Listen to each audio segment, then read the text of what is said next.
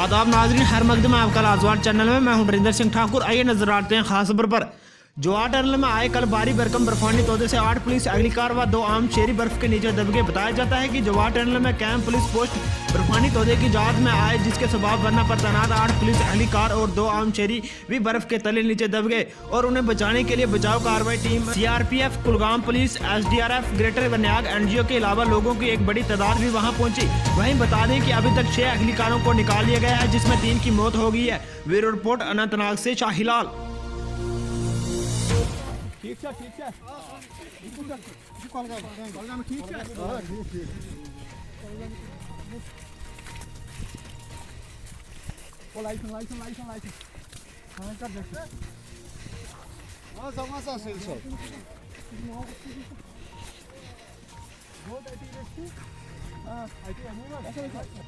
लाजवाल Urdu news YouTube channel को subscribe जरूर करें और बेल आइकन पर क्लिक करें। बेल आइकन पर क्लिक करने से आपको ताज़ा तरीन खबरों की फौरी जानकारी मिलेगी।